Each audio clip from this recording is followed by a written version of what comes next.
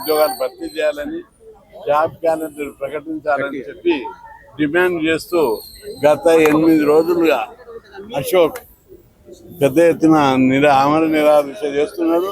రాష్ట్రం అంతా కూడా నిరుద్యోగుల ఆందోళన చెందుతూ నాకు ఫోన్ చేశారు. అశోక్ అన్నకు ఆరోగ్యం బాగలేదు, దెబ్బతింటున్నాడు, మీరు వచ్చి కనీసము ప్రభుత్వంతో మాట్లాడి ఆయన దీక్షను విరమింపజేయాలని కోరుతున్నారు. అందుకే ఈరోజు ఆరోగ్యాన్ని చూడాలని స్వయంగా వచ్చిన ఆయన ఆరోగ్యం బాగా దెబ్బతిన్నది. పైగా ఆయనకు షుగర్ ఉంది, డయాబెటిక్. 8 రోజులుగా మంచినీరు ముట్టకుండా దీక్ష చేస్తే ఎట్లుంటాడు?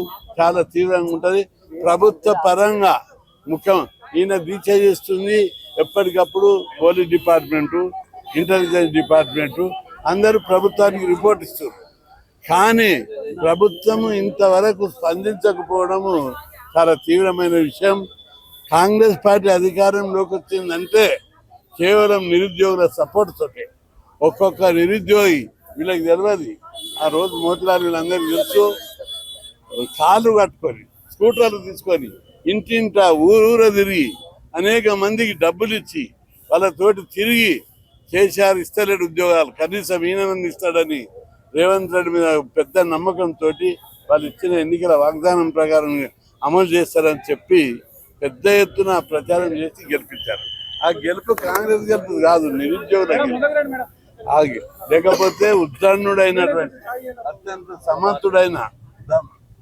అత్యంత సమర్థుడైన కేసీఆర్ను ఓడించడము కాంగ్రెస్ పార్టీలో అంత దమ్మున్నడు లేరు. అయినప్పటికీ కూడా రేవంత్ రెడ్డిని నమ్మి కాంగ్రెస్ లో ఉన్నాడు ఒక రేవంత్ రెడ్డి దమ్మున్న నాయకుడు, నిరుద్యోగుల పక్షాన నిలబడతాడు. ఈ తప్పనిసరి నిరుద్యోగులకు ఉద్యోగాలు ఇస్తారని నమ్మి ఆయన గెలిపించారు. గెలిచిన తర్వాత నిరుద్యోగులను పట్టించుకోవడం లేదనేటటువంటి చెడ్డ పేరు వస్తుంది. మీరు అల్పాదర్పుకుని ఇచ్చి సరిపోవు. నిరుద్యోగ నిర్మూలనకు పగడ్బందీ చర్యలు తీసుకోవాలి. 2 లక్షలకు పైగా ఉద్యోగాలు ఉంటాయి, పెట్టు నిరుద్యోగులతోటి. అశోక్లోటి మేమందరం వస్తాం. గత 40-50 ఏళ్ళ నుంచి ఉద్యోగాలు భర్తీ చేయాలని పోరాడుతున్నాం. ఉద్యోగులలో సగం మంది నేను పోరాడుతూ వచ్చినట్టే ఉన్నారు. గ్రూప్ 1, గ్రూప్ 2, బ్యాంక్ ఆఫీసర్, ప్రతి దాంట్లో ఏ ఆఫీస్కి వస్తే అన్నాన్ని నీతో పోరాడినామని చెప్తారు వాళ్ళు. ఏ ఆఫీస్కి వస్తే అన్నాన్ని టీచర్ల అనేక రకాలుగా పోరాడి పెట్టేయడం జరిగింది. ఇప్పుడు టీచర్ ఉద్యోగాలు దాదాపు 30,000 ఖాళీలు ఉన్నాయి. ప్రభుత్వ టీచర్లే 11,000 ఉంటాయి. మళ్ళా గురుకులాలలో 9,000, మోడర్న్ స్కూళ్ళు, ఎయిడెడ్ స్కూళ్ళు, కస్తూర్బా స్కూళ్ళు, అన్ని కేటగిరీలో కలిసి 30,000 స్కూళ్ళు. ప్రమోషన్ల వల్ల, రిటైర్మెంట్ వల్ల, ఏటా రిటైర్మెంట్ వల్ల 6,000 టీచర్ పోస్టులు వస్తున్నాయి. ప్రమోషన్ల వల్ల 5,000 వచ్చాయి. ఇప్పుడు గవర్నమెంట్ ఇప్పుడు మీ ముంగట లెక్కలు చెప్తాను నేను. 10 జిల్లాలు ఉండే 33 జిల్లాలు చేశారు. ఒక్కొక్క జిల్లాలో 40 శాఖలు ఉంటాయి. ఈ 40 శాఖలు పెరిగినప్పుడు అదనపు పోస్టులు క్రియేట్ చేయాలి. కానీ ఒక్క పోస్టులు క్రియేట్ చేయలేదు. 75 మున్సిపాలిటీలు క్రియేట్ చేశారు. 125 ఆర్డీ ఆఫీసులు క్రియేట్ చేశారు. 131 మండలాలు వచ్చాయి కొత్తగా. చాలా ప్రభుత్వ ఆఫీసులు వచ్చినాయి, కానీ ఒక్క పోస్ట్ అదనంగా సృష్టించలేదు. అందుకే అవసరాలకు తగ్గట్టు ఒక ఆఫీసర్ 3-4 జిల్లాలకు ఇచ్చారు. ఉదాహరణకు బ్యాక్వర్డ్ క్లాసు, సోషల్ వెల్ఫేర్లో లెక్క చూస్తే ప్రమోషన్ ఇస్తామంటే అర్హులు లేరు. టీచర్ పోస్టులు చాలా ఖాళీలు ఉన్నాయి. పోలీస్ రిక్రూట్మెంట్లో 20,000 ఖాళీలు ఉన్నాయి. అదనంగా పోస్టులు కొత్త జిల్లాలు, కొత్త మండలాలు, కొత్త డివిజన్ల వల్ల దాదాపు 40 నుంచి 60,000 పోస్టులు వస్తాయి. మీదనే కనిపిస్తున్నాయి 60 దాదాపు 140 పోస్టులు మీదనే. ప్రభుత్వం డీటెయిల్గా తీస్తే ఇంకా ఎక్కువ పోస్టులు వచ్చే అవకాశం ఉంటుంది. దీని మీద ఉన్నత స్థాయి కమిషన్ వేసి రివ్యూ చేసి చేయాలని చెప్పి చాలా రోజులుగా మేము ప్రభుత్వానికి డిబేట్ పెట్టాం. అశోక్ చాలా ఫైటర్. ఆయన ఆరోగ్యం మాకు చాలా ముఖ్యం. ఆయన ఆరోగ్యం బాగా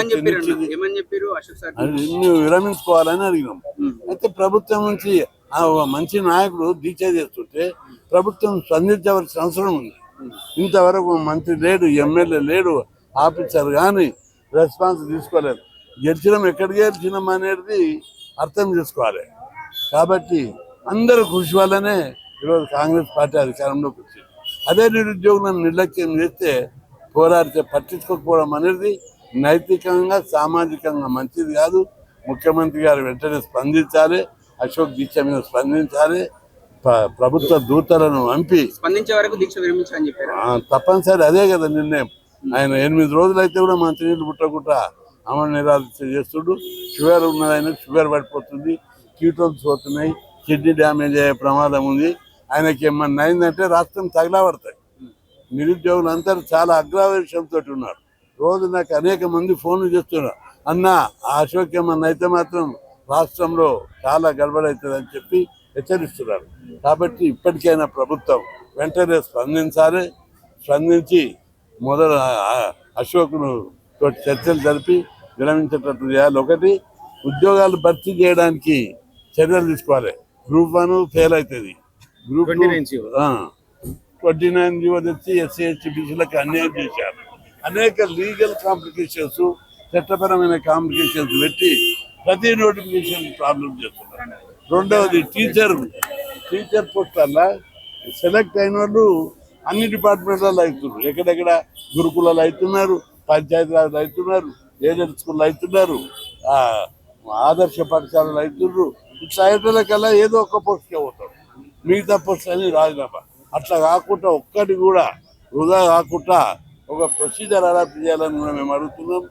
అదేవిధంగా గ్రూప్ 1 కోసం మళ్ళా హైకోర్టు జడ్జిమెంట్ ఇంప్లిమెంట్ చేస్తూ దాన్ని వెంటనే స్పీడప్ చేసి 2 నెలల్లో కంప్లీట్ అయ్యేటట్టు చర్యలు తీసుకోవాలని చెప్పి నేను విజ్ఞప్తి చేస్తున్నా. ప్రభుత్వం ఎందుకు పట్టించుకోండి? ఇంతవరకు మంత్రులు కానీ ఎమ్మెల్యేలు కానీ కనీసం ఎమ్మెల్సీలు కూడా ఎందుకు రావట్లేదు? ఓన్లీ ప్రతిపక్ష నాయకులే వస్తున్నారు. రెండవది, ప్రజల కోసము రాష్ట్రంలోని 16 లక్షల మంది నిరుద్యోగులు ఉన్నది, విద్యావంతులు. 16 లక్షల మంది నిరుద్యోగుల తరఫున అశోక్ ఉద్యమం చేస్తున్నాడు, దీక్ష చేస్తున్నాడు, ప్రాణాలకు తెగించి పోరాడుతున్నాడు. ప్రభుత్వము నైతికంగా స్పందించాలి. అందులో ఎలాంటి పొలిటికల్ మోటివ్ లేదు. ఆయన టికెట్ అడుగుతలేరు, వాళ్ళ కుటుంబానికి ఏదైనా పదవి అడుగుతలేరు. కేవలం నిరుద్యోగుల కోసం నోటిఫికేషన్ వేయాలి, జాబ్ క్యాలెండర్ ప్రకటించాలి. ఎన్ని వేకెన్సీలు ఉన్నాయో దశల వారీగా ఒకటేసారి ఏమైనా మేము కూడా అట్టలేవు. రాష్ట్ర ఆర్థిక పరిస్థితులు దృష్టిలో పెట్టుకొని దశల వారీగా భర్తీ చేయమని మేము కూడా అంటున్నాం. మేము కూడా బాధ్యులం. తప్పనిసరి రాష్ట్రాన్ని ఒకేసారి మేడం గవర్నమెంట్ చెప్పలేము. కాబట్టి ముఖ్యమంత్రి రాష్ట్ర ఆర్థిక పరిస్థితి ద్వారా ఉన్నోళ్ళకే జీతాలు ఇచ్చలేని పరిస్థితి. మరి కొత్త ఉద్యోగాలు అది కాదు, నేను ఒకటి అంతా, రిటైర్ అయిన వాళ్ళకి ఎంత వస్తుంది? ఒక్కొక్కరికి 2 లక్షలు, కొత్తగా అయిన వాళ్ళకి ఎంత 30,000. ఒక రిటైర్ అయిన ఆయన పరిశ్రమలో 3-4 అపాయింట్ చేయొచ్చు, 5 మంది 6 మంది. కాబట్టి పెద్ద బర్డన్ కాదు. కొత్త వాళ్ళని రిక్రూట్ చేయడం వల్ల ప్రభుత్వానికి భారం కాదు. భవిష్యత్తులో భారం కావచ్చు, కానీ ఇప్పుడు ఇమ్మీడియట్గా ఏం భారం కాదు. అన్ని రాష్ట్రాల్లో లేదా కేంద్ర ప్రభుత్వం రిక్రూట్మెంట్ జరపలేదా? అన్ని రాష్ట్రాల రిక్రూట్మెంట్ జరపలేదా? మన దగ్గరనే ఈ ప్రాబ్లం ఉంది, పెద్ద సమస్య కాదు. ఆర్థిక భారం ఉంటే ఫిక్స్డ్ సాలరీ 2 రోజులు పెట్టు, నిరుద్యోగులు అంతా ఒప్పుకుంటారు. ఒక జూనియర్ అసిస్టెంట్ సెలెక్ట్ అయితే మీకు 20,000 ఇస్తాం 2 నెలల దాకా ఒప్పుకుంటాం. ఒక టీచర్కు గతంలో చేశారు రామారావు, స్పెషల్ టీచర్ అని. అప్పుడు టీచర్లను రిక్రూట్ చేసి మీకు 2 నెలల దాకా ఇంత జీతం ఇస్తే ఆర్థిక పరిస్థితి ఒప్పుకున్నాం. అట్లా ఇప్పుడు కూడా ఆర్థిక పరిస్థితి ప్రాబ్లం ఉంటే 2 నెలలు కొంత ఫిక్స్డ్ సాలరీ, తక్కువ సాలరీతో చేయడానికి నిరుద్యోగులు సిద్ధంగా ఉన్నారు. వాళ్ళకు ధీమా, మాకు జాబ్ వచ్చిందని ధైర్యం ఉంటే పెళ్లిళ్ళు చేసుకుంటారు, వాళ్ళు సెటిల్ అవుతారు లైఫ్లో. కాబట్టి ప్రభుత్వం వెంటనే స్పందించాలి. ఆర్థిక పరిస్థితి అనేది కాదు, ఆర్థిక పరిస్థితి బాగలేకపోతే మంత్రులు విమానాలలో ఎందుకు తిరుగుతున్నారు? ఒక్కొక్కరు 10 కార్లు ఎందుకు తిరుగుతున్నాయి? అన్నీ చేసేటి అని కాంట్రాక్టులకు ఉంటాయి, ప్రాజెక్టులకు ఉంటాయి. అందరికి కాంట్రాక్టర్లకు ఒక్కొక్కరికి 6-7 కోట్లు ఇస్తున్నారు, ఫీజులు ఇవ్వరు, ఉద్యోగాలు భర్తీ చేయరు. ఈ విధంగా రాష్ట్రాన్ని మరి ముఖ్యమంత్రి గారు మళ్ళీ ఒకసారి రివ్యూ చేసుకొని ఆ పరిపాలన మీద పూర్తి పట్టు సాధించాలని చెప్పి విజ్ఞప్తి చేస్తున్నా. బీజేపీ నైతిక హక్కు లేదు, 2 కోట్ల ఉద్యోగాలు ఇస్తాను బీజేపీ మమ్మల్ని కూడా కాంగ్రెస్ ఉద్యోగాల గురించి మాట్లాడే అర్హత లేదు మీకు. తప్పది. బీజేపీ పార్టీ ఐటీ కంపెనీలు తెచ్చి దేశవ్యాప్తంగా ఉద్యోగ అవకాశాలు సృష్టించి కేంద్ర ప్రభుత్వము రెగ్యులర్గా ఉద్యోగాల నోటిఫికేషన్ వేస్తుంది. బ్యాంకు గారి ఏ నోటిఫికేషన్ అన్నది, బ్యాంకులు, రైల్వేలల్లా, IAS, civil service, staff selection service commission, ఏ ఉద్యోగం అయినా రెగ్యులర్గా నోటిఫికేషన్ వేస్తున్నారు. వీళ్ళు వేస్తున్నారు రెగ్యులర్గా. Staff selection, railway board, police రిక్రూట్మెంట్లు వాళ్ళు ఇయర్లీ ఒకసారి ఇచ్చి భర్తీ చేస్తారు, ఎక్కడ ఆపలేదు. కాబట్టి బీజేపీ ప్రభుత్వాన్ని అనే హక్కు వాళ్ళకి లేదు. మోడీ ఈ దేశం అంతా గర్వించదగ్గ ప్రధానమంత్రి. ఇల్లు లేదు, ఊరు లేదు, ఆస్తి లేదు, ఏమి లేదు. దేశం కోసం త్యాగం చేసిన గొప్ప ప్రధాని మోడీ. ఆయనను అడిగే హక్కే లేదని చెప్పి జిఎస్టీ ఎట్లా తగ్గించాడు, వీళ్ళు ఏమైనా చేస్తున్నారు. అట్లా జిఎస్టీ తగ్గించడం వల్ల అన్ని వస్తువుల ధర తగ్గిపోయాయి. కాబట్టి మోడీ పరిపాలన నీతివంతమైన సమర్థవంతమైన పాలన. కాబట్టి ఆయనను ఎవరు అడగక్కర్లేదని చెప్పి నేను ఈ సందర్భంగా గుర్తు చేస్తూ ఉద్యోగాలు భర్తీ చేసే వరకు పెద్ద ఎత్తున ఉద్యమం చేపడతామని చెప్పి హెచ్చరించారు. నేను రాజు నేత మలిదశ తెలంగాణ ఉద్యమకారుణ్ణి, ఉస్మాన్ యూనివర్సిటీ. ఈరోజు తెలంగాణ రాష్ట్రం కోసం మేమందరం కూడా 2008 నుంచి జరిగినటువంటి మలిదశ తెలంగాణ ఉద్యమంలో వీరోచితంగా పోరాటాలు చేసి ప్రాణాలకు తెగించి ఈరోజు కొట్లాడి జైళ్లకు పోయిన కేసులను లెక్క చేయకుండా ఈరోజు కొట్లాడి సాధించుకున్నటువంటి తెలంగాణలో మళ్ళా నీళ్లు నిధులు నియామకాల కోసమే మళ్ళా కొట్లాడాల్సినటువంటి పరిస్థితి వచ్చింది. ఇది చాలా తీవ్ర ఆందోళనకరమైనటువంటి విషయం. ఈరోజు ఉస్మానియా హాస్పిటల్లో ఉన్నటువంటి అశోక్ సార్ని పరామర్శించడానికి రావడం జరిగింది. సార్ యొక్క ఆరోగ్య పరిస్థితి చాలా క్షీణిస్తా ఉంది. తెలంగాణ రాష్ట్రంలో ఉన్నటువంటి లక్షలాది మంది విద్యార్థులు, నిరుద్యోగులు అందరూ కూడా చాలా తీవ్రమైన ఆందోళనలో ఉన్నారు. ఈ ప్రభుత్వానికి మేము ఈ సందర్భంగా డిమాండ్ చేస్తున్నాం. తెలంగాణ ఉద్యమకారులుగా మీరు అతి త్వరలోనే తెలంగాణ రాష్ట్రంలో భర్తీ చేస్తామన్నటువంటి 2 లక్షల ఉద్యోగాలు భర్తీ చేయండి. అశోక్ సార్ చేసేటువంటి దీక్షకు తెలంగాణ రాష్ట్రంలోని లక్షలాది మంది విద్యార్థులు, నిరుద్యోగులు, ఉద్యమకారులుగా మేము కూడా పూర్తి మద్దతును ప్రకటిస్తున్నాం. రాబోయే రోజుల్లో సార్ యొక్క ఆరోగ్యం క్షీణించింది. ఇప్పటికే 10 రోజులైంది. 10 రోజులైనా కూడా ఈ ప్రభుత్వంలో కదలిక లేదు. విద్యార్థులు, నిరుద్యోగులు అందరూ కూడా వివిధ జిల్లాల నుంచి రాష్ట్ర వ్యాప్తంగా తరలి ఇక్కడికి ఆయన దగ్గరికి రావడానికి వస్తున్నారు. మీరు ఇక్కడ చూడండి, ఆసుపత్రి దగ్గర మొత్తం కూడా పోలీస్ బందోబస్తును పెట్టిర్రు. ఎందుకు? ఆయన చేస్తున్నటువంటి దీక్ష చాలా న్యాయమైనది కదా.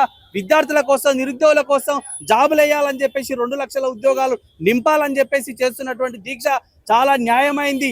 మీరు నిరుద్యోగ వృత్తి ఇస్తున్నారు, 4016 ఇయ్యలేదు. తర్వాత నోటిఫికేషన్లు ఇస్తున్నారు, జాబ్ క్యాలెండర్లు ఇస్తున్నారు, అనేక రకాలైనటువంటి వాగ్దానాలు చేసిర్రు. ఏది కూడా మీరు చేయలేదు. గత ప్రభుత్వంలో పేపర్ లీకేజ్ అయింది ఎన్నికలకు ముందు. అందులో నాలాంటి వాళ్ళు పోరాటం చేసినాం. నన్ను 16 రోజులు జైల్లో పెట్టిర్రు అప్పుడు ప్రభుత్వం. ఇదే టీఎస్పీఎస్సీ దగ్గర పోరాటం చేసి ఆ బోర్డును విరగొడితే 16 రోజులు నన్ను జైల్లో పెట్టిర్రు ఉద్యోగాల కోసం. మళ్ళీ కొత్త ప్రభుత్వం వచ్చిన తర్వాతనన్నా రోజులు మారుతాయి, మన ఉద్యోగాలు మనకు వస్తాయి అనుకుంటే ఇప్పుడు కూడా మళ్ళీ అదే పరిస్థితి ఉంది. కాబట్టి ఈ ప్రభుత్వాన్ని తీవ్రంగా హెచ్చరిస్తున్నాం. పోలీసు ఉద్యోగాలు నింపాలి, టీచర్ ఉద్యోగాలు నింపాలి, అన్ని ఉద్యోగాలు భర్తీ చేయాలి. తెలంగాణ రాష్ట్రంలో మీరు అధికారంలోకి వచ్చి 22 నెలలు అవుతున్నా కూడా ఇప్పటికీ తాత్సారం చేస్తున్నారు. ఇది మంచి పద్ధతి కాదు, చెప్తున్నాం. తస్మాత్ జాగ్రత్త. మాలాంటి తెలంగాణ ఉద్యమకారులందరూ కూడా కదం తొక్కుతాం. మళ్ళీ ఈ ప్రభుత్వం మీద సైరన్ యుద్ధం మోగిస్తామని సందర్భంగా తెలియజేస్తా ఉన్నాం.